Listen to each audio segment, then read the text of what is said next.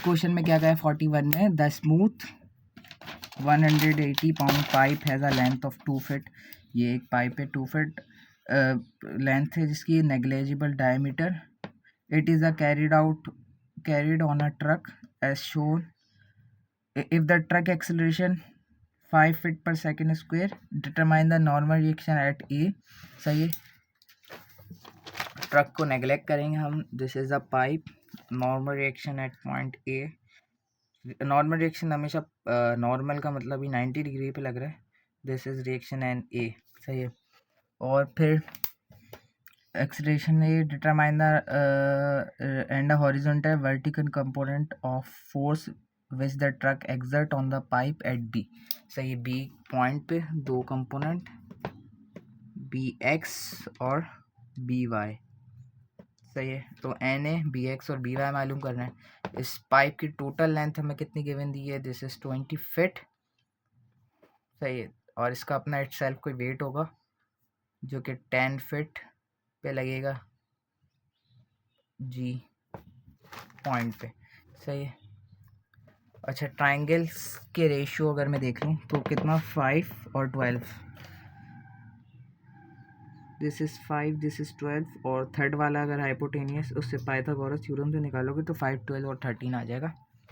और this is famous triangle. Okay, सही। X N A की फोर्स मालूम करने का बोल रहे हैं। अगर मैं पहले लगा लूँ summation of F X M A X. सही है, तो यहाँ से मेरे पास क्या हो जाएगा, विल बी एक्स। अच्छा, एन ए पे अब यहाँ से जो थीटा होगा, सही है, ये थीटा और ये वाला थीटा बराबर हो जाएगा।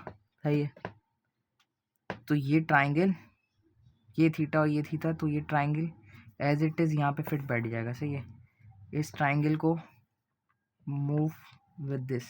सही है, तो दिस थीटा और दिस थीटा से, तो ये 12, 5, 13 का ratio we will convert it 5, 13 और 12। सही है, तो यहाँ पे मैं बताना चाह रहा हूँ दिस कन्वर्टेड इनटू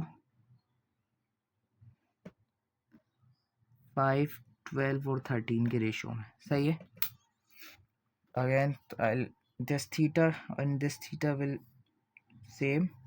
तो इस ट्राइंगल को मैंने बस टर्न कर दिया थोड़ा सा, तो ये थीटा और ये थीटा सेम ही है क्योंकि 5, ये 5, ये 12, 12 और ये 13, 13। सही है, तो ये ट्राइंगल के रेशियो एज इट इज़ रहेंगे। सही है, अब now summation of F X लगा रहा था तो मैं B X positive and N A का कौन सा कंपोनेंट, 5/13 वाला। सही है, इसका अगर ये थीटा है तो इसका साइन कंपोनेंट। सही है, दिस इज थीटा और इसका साइन कंपोनेंट, तो एन ए का साइन कंपोनेंट कौन सा होगा, यहाँ पे थीटा के सामने वाला साइन कंपोनेंट।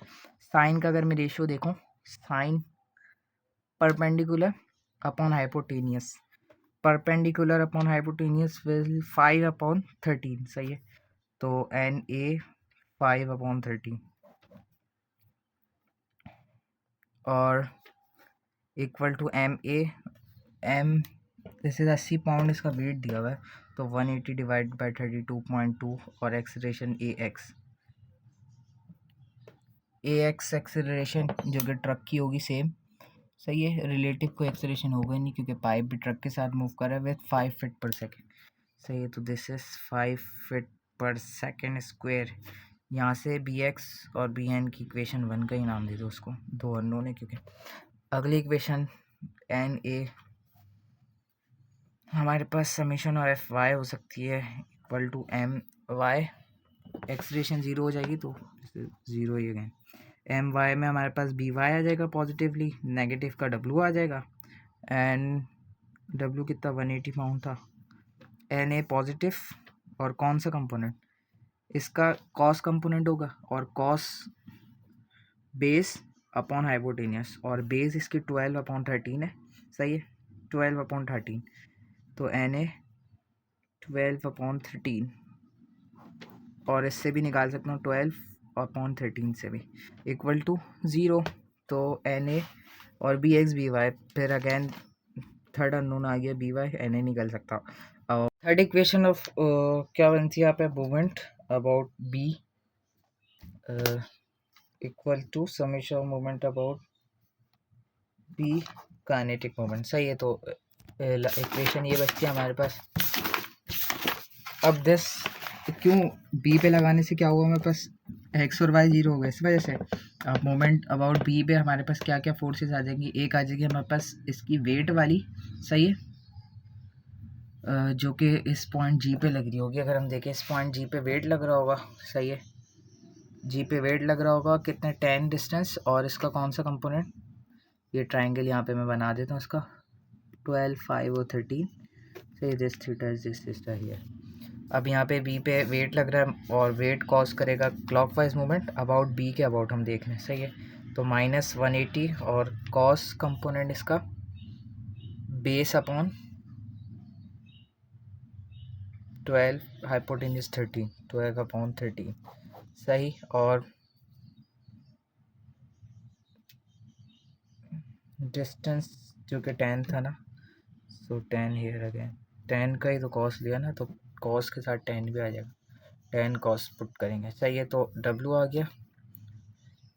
अब एन ए जो रिएक्शन लग रहा है यहाँ पे एन ए, सही है, और एन ए से टोटल परपेंडिकुलर डिस्टेंस कितना हो जाएगा, और ये कॉस करेगा पॉजिटिव क्योंकि एंटी क्लॉकवाइज, सही है, और एन ए और डिस्टेंस। अच्छा, अब एन ए यहाँ लग रहा है, सही है, ये 5, 12, सही है, एन ए इस पॉइंट पे लग रहा है ना, इस पॉइंट पे लग रहा है, तो इस टोटल 13 डिस्टेंस हम यहाँ लिख देंगे, सही है, तो 13 आ गया, और इक्वल टू अब काइनेटिक मोमेंट। अच्छा, काइनेटिक मोमेंट ये वाला एम ए जो इसको जी पे लेके जा रहा है, और एक्सीलरेशन कितनी 5 है, सही है, 5 है यहाँ पे एक्सीलरेशन, जो जिससे ये ट्रक मूव कर रहा था, सही है, तो एम 180 इसका वेट था, 180 divided by G 32.2 due to feet per second square की वजह से, ये एक्सीलरेशन इज़ 5 और इसके दरमियान डिस्टेंस, अब ये डिस्टेंस एक्स है, हमें ये चाहिए, सही, तो इसका साइन कंपोनेंट हमें चाहिए होगा, सही है, ये वेट लग रहा था, सही है, एम ए का साइन कंपोनेंट, तो M A sign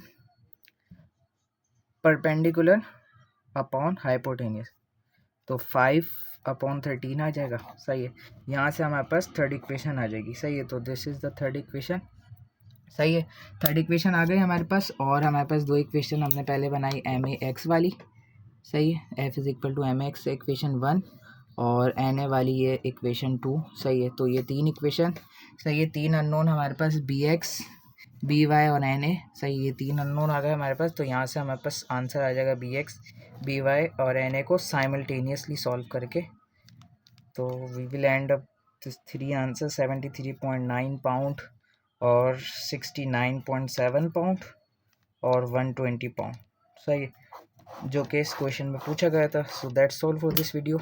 if you have any question you can ask in the comment section. Thank you, अल्लाह हाफ़िज़।